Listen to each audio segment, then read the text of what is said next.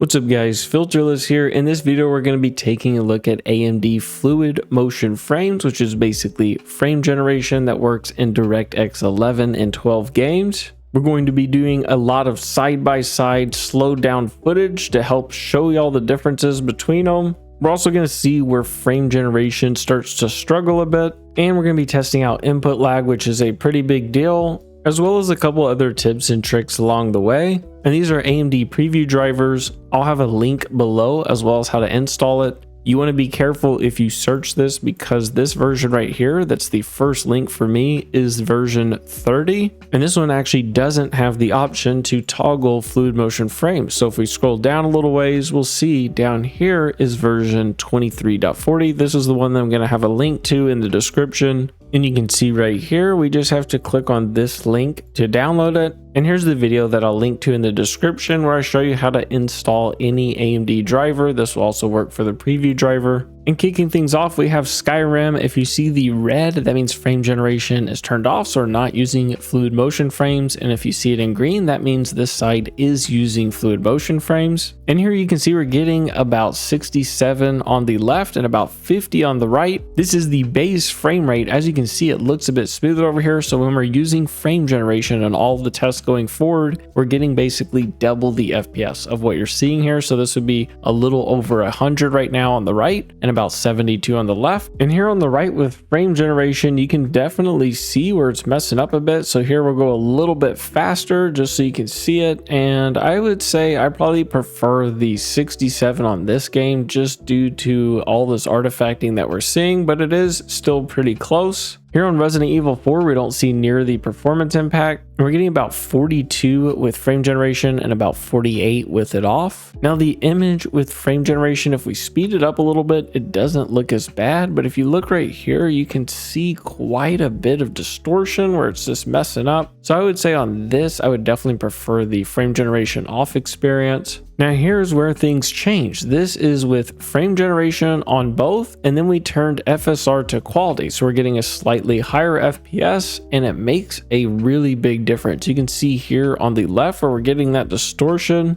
and on the right, that is definitely playable. It is a bit smoother. So if we slow it down a little bit, you can see there's not near as much distortion like we're seeing over here. And then here's a side-by-side, the one we just saw a minute ago with frame generation off, and then we have frame generation on with FSR, and the frame rate is pretty close. And then you can see where this is usable. So if we do normal speed, you can see it is really smooth over here. We're still able to see some of that distortion. So this would more be personal preference on which one you personally think looks better. Next we have Cyberpunk, and it's pretty much the same performance hit as we saw in Resident Evil 4. And here at normal speed, we can see we're getting right at 42 and about 49 over here. And you just have to decide which image you look better. I think it handles frame generation a lot better here without having a bunch of trees around. And then I also wanted to run frame generation and then frame generation with FSR, and we are getting a really nice bump. This is set to quality. The game's running at 900p and we are at 30 watts, and you can see about 10 FPS additional over here. And if we speed it up a little, it is really nice and smooth over here. That is definitely a playable and enjoyable experience. And then I wanted to see if we locked it to 40 FPS. Both of these are running frame generation, but we turned off FSR and Cyberpunk over here on the left, and we still have FSR running over here set to quality mode. Let's see what kind of differences we get. So here we are locked down to 40, and they look about the same. I thought maybe we would still see some type of difference with FSR, but if we speed this up, y'all could let me know down in the comments if you're seeing anything, but they look very close. Now, one really important tip is here in Skyrim, we have frame generation running on both of these, and we have a 55 FPS cap here, but we don't have it capped on the right. And you might have noticed, if you look, you can see all this jitter and this weird tearing, and it's because we're at 64 FPS or so, which is going over the 120 when it's generating those frames. So we're at about 130 frames, and that is what's causing this visible tearing. So you don't want to go over 60 FPS if you have fluid motion frames on, so you don't get this weird tearing. And if you're interested to know what I use to cap the FPS, it is a program called Riva Tuner, and I will have a link down below. I created a tutorial on how to install it. It's a pretty lightweight program, and you can just set the FPS limit. One other thing I wanted to show y'all here, we're at 55 FPS on all of these tests. It's just the in-game sensitivity has been turned up from left to right. So a real slow sensitivity here, and this is the real-time speed right here of all the tests running. So everything's running in real time. And I thought it'd be an interesting test to just throw together. You can see on the left when we're just slowly panning that camera at 55 frames, it looks pretty good. And you can see we're having some issues with frame generation here in the middle at a medium pan, and then also at a very fast pan, but it's not as drastic as I thought it was going to be. And then at 50 FPS, it definitely becomes more noticeable. You can really see it messing up here. And if we speed it up, it kind of almost disappears. So if we look at the middle one here at 50 FPS, you can really see it. But then if we speed it up, you can't see it as good. And if we do real time, it definitely looks a lot better. And this is probably the weirdest result. At 45 FPS, it actually looks better at the speed we're going here on the right than at 50. I don't know what the deal is with that, but it actually looks slightly better. And if we speed it up, you can barely see it. If we do it in real time, it's hard to see. Then at 40 FPS, we can totally see the frame generation on both of these struggling quite a bit. And over here, it's not too bad. So if you look over here on the left as I speed this up, and you can see with that really slow pan, it's doing a great job. Whereas over here, it's messing up quite a bit. Then at 35 FPS, we're getting into where it is just not very good. You definitely don't want to use it. Then once again, at 30, it's just pretty terrible. Definitely not something to have on. If you're going to be running 30 FPS, I would turn it off and just cap the frames at 30. You'll get a much better experience. Even though it'll be a little jittery, it won't be doing this type of stuff right here. Now moving on to the latency test, we're at 15 watts, no FPS cap. We're getting about 42 FPS in crisis. And here we have frame generation off. If you take a look at the mouse, this is just moving it at a normal speed. You can see what it looks like. Then here we have frame generation on and we're moving the mouse. I don't know if it's picking it up in the video, but there's a bit more delay there. And we are getting slightly higher FPS. Like we saw earlier, frame generation does have an impact on performance. This is just at 15 watts across the board. Now here I'm moving it quite a bit faster. So we can look at the mouse down here as I'm moving it back and forth, and then just how much of a delay there is here. And then here's frame generation off. You can see it just feels a lot more responsive. So this might bother some people, might not. Once again, here is frame generation on. So you can just pay attention to the mouse, the camera moving, see what you think. And then here is frame generation off, doing the same thing. And while I was personally playing it, the frame generation being off felt a lot more responsive. Another thing you might be wondering is if CPU boost matters. You can see here we're at 15 watts, 41 FPS. And then as soon as we turn CPU boost on, you'll see it's going to level right back off at 41 FPS. Even here at 30 watts, we're at 53 FPS. This is with CPU boost on,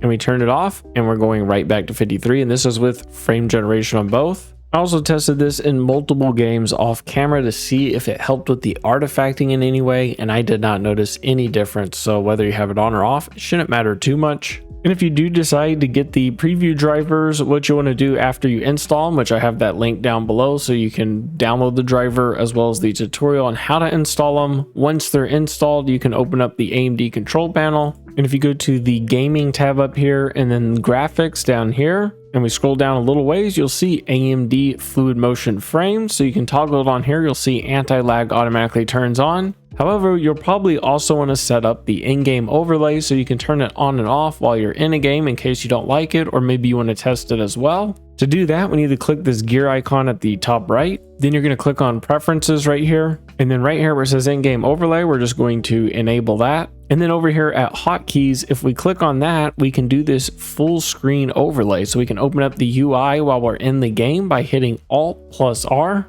You can also toggle the performance overlay. I'll show you what that is real quick. So I just hit Control-Shift-O, and you can see it brought this performance overlay up over here. You can also click on the performance tab, go over to this overlay tab to change the size, transparency columns, and also the tracking tab and track different metrics that you want to see. And then when you're in a game, you can hit Alt+R, and that is going to bring up this overlay, and we can toggle fluid motion frames on and off. If you pulled up and you see the game you currently have open, you might not want to toggle it here because that will be on a per game basis that it will save. So we can click the global gaming experience, and then we can just toggle it here so we can turn it off for all games or turn it on for all games. This is at least how I like doing it instead of having it be per game. And for my final thoughts, I think if you want to use this, using a 45 or 40 FPS cap is probably the way to go, unless you know the game's not going to hit 60, so you don't see that tearing like we saw earlier. Also, I tested out FSR and a few other games like Forza Horizon 5, and it always seemed to be a bit better, so I would turn that on, not only for just the frames, but it feels like it softens the image a bit, and that helps with fluid motion frames. I don't think it likes jagged edges from what I'm seeing very much. And I think if you're fine with the increased latency, or essentially where it feels like lag whenever you push on the controls, it takes a bit longer to actually activate, then fluid motion frames might be something to get. However, if you want the most responsive experience possible, then you definitely don't want to use it, and it will feel a lot more snappy. So it's really going to come down to personal preference. Also, keep in mind, this is the preview drivers, and they could really improve that latency in future drivers. I'll definitely be testing it out to see if they do, and if they did, this is something that could totally be usable, and I would use it probably in most games. However, right now, I'm personally not going to be using it a whole lot until the input latency gets fixed. Anyway, I hope you enjoyed the video, and I will see you in the next one. Peace.